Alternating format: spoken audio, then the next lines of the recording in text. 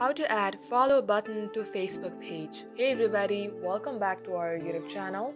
In today's video, you will learn how you can add a follow button to your Facebook page.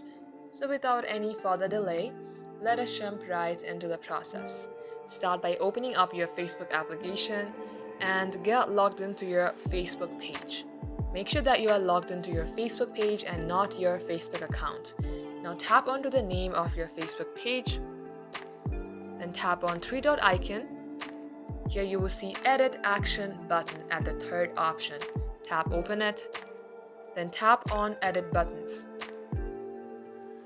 Now it also depends upon the business that you have created.